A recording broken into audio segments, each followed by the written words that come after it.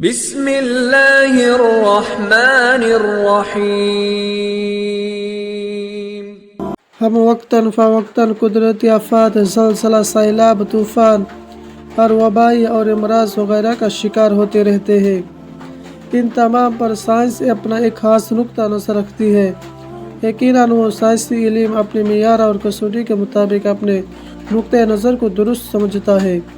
ان قدرتی آفات کے وقوع کا ایک اسلامی نقطہ نظر بھی ہے کہ یہ کیوں ہوتے ہیں اور ان کے واقع ہونے کے بعد ہمیں کیا کرنا چاہیے۔ ایک مسلمان کی حیثیت سے کیا اس کی صرف سائنسی پہلو پر نظر رکھنی چاہیے یا اس کے ساتھ ساتھ اپنے عمل کی اصلاح اور رب کی طرف رغبت کا مزید اظہار بھی کرنا چاہیے۔ زیر نظر مضمون میں ان تمام پہلو کا احاطہ کرنے کی کوشش کی جا رہی ہے۔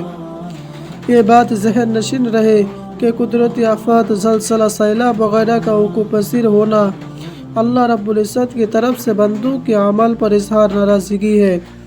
قرآن مجید اللہ رب العزت کے اظہار ناراضگی اور خفگی اور قہر و جلال کو سخط اور غضب اور غیظ اور لعنت سے تعبیر کرتا ہے، اور کبھی اللہ تعالیٰ کا اظہار جلال اور اس کی شان قہارت عذاب اصغر اور عذاب دنیاوی، عذاب ہلاکت اور عذاب اخروی کی صورت میں بیان کی گئی ہے۔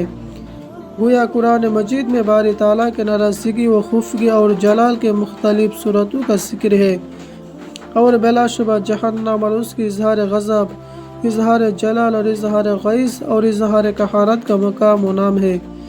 لیکن اس رب کی ناراضگی کا نتیجہ فقط آخرت اور جہنم تک محدود نہیں، بلکہ دنیاوی زندگی بھی اس کے غضب سے آزاد نہیں ہے۔ وہ دنیا اور آخرت دونوں کا رب ہے۔ دنیا دار العمل ہے اور آخرت دار الجزا ہے۔ انسان کی اخروی نجات اس کے دنیائی عمل پر منحصر ہے۔ قیامت میں تو اس کا غضب عذاب کی صورت میں ظاہر ہوگا، مگر وہ دنیاوی زندگی میں بھی لوگوں کو اپنے غیظ و غضب کے ذریعہ نیک عمل کی طرف متوجہ اور برائیوں کے انجام سے متنبہ کرتا رہتا ہے، تاکہ لوگ رجوع اللہ کی اپنے اصل منزل کو بھول نہ جائے۔ وہ دنیا میں آ کر دنیا کے نہ ہو جائے، بلکہ اپنے کریم رب کو ہمیشہ یاد رکھے۔ وہ رب انسان کو اپنی معرفت و قربت اور اپنی عبادت و بندگی کی طرف متوجہ کرنے کے لیے ندا دیتا رہتا ہے۔ جس طرح انسان کا کوئی محسن اسے تباہی سے بچانے کے لیے ہمہ وقت کوشاں رہتا ہے، اسی طرح بلا تشبیہ و بلا مثال وہ رب جب اپنے بندوں کو نافرمانیوں و سرکشیوں کی صورت میں ہلاکت کے گڑھوں کی طرف بڑھتے اور عبادت و معرفت سے دور ہوتے ہوئے دیکھتا ہے، تو وہ انہیں کبھی پیار سے اور کبھی جسر و توبیق کے ذریعے اپنے جانب متوجہ کرتا ہے۔ کبھی وہ بندے پر رحمت نچھاور کرتا ہے اور کبھی غیظ و غضب نازل کرتا ہے۔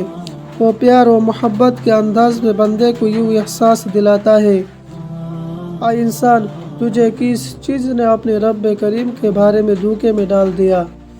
اللہ رب العزت جب انسانوں کو نافرمانیوں اور سرکشیوں پر نظر کرتا ہے، جب وہ لوگوں میں دنیا طلبی کو زیادہ اور خدا طلبی کو کم دیکھتا ہے، جب انسان زندگی کے ہر شعبے میں ظلم و بغاوت کو اختیار کر لیتا ہے، جب انسانیت ہی ظالم انسانوں کا اللہ کی بارگاہ میں شکوہ کرتی نظر آتی ہے، جب انسان اللہ کے حرام کو خود ہی حلال کرنے لگتا ہے، جب اپنے ظلم کو عدل اور اپنے گناہ کو نیکی سمجھنے لگتا ہے، جب اپنی نافرمانی اور سرکشی کو اپنی دینداری و خوبی جاننے لگتا ہے، جب اپنی بدکاری کو اپنی ہر برتری تصویر کرنے لگتا ہے، جب معاشرہ کے کمزور کا خون چوسنا اور کمزور اور ضعیف لوگوں کے مال کو معاشرہ کے کمزوروں کا خون چوسنا اور کمزور اور ضعیف لوگوں کے مال کو ہڑپ کرنا اپنے ثواب بدیدی اختیار اور فرض منصوبے جاننے لگتا ہے، جب ایمان کی قدریں کمزور اور شر کی اقدار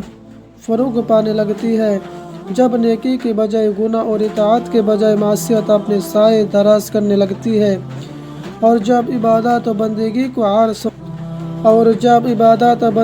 عارض سمجھا جانے لگتا ہے، تو اللہ کا غضب قدرتی آفات، زلزلہ، سیلاب، وبائی امراض وغیرہ کی صورت میں زمین پر نازل ہوتا ہے۔ آج کل ہم آنے روز زلزلوں کا سامنا کر رہے ہیں۔ یہ بھی ہمارے نام اعمال اور گناہوں کے باعث غضب الہی ہے۔ کہ زمین ہمارے گناہوں کی وجہ سے تھر تھراتی و کانپتی ہے اور اس میں بے پناہ ارتعاش ظاہر ہوتا ہے۔ یہ غضب جہنم کے غضب سے کم درجے کا ہوتا ہے۔ اس غضب کا مقصود بندے کے عمل کی اصلاح اور اس سے اللہ کی بندگی کی طرف متوجہ کرنا ہوتا ہے۔ اللہ تعالی ہم سب کو اچھے اعمال کرنے کی توفیق عطا فرمائے، آمین ثم آمین۔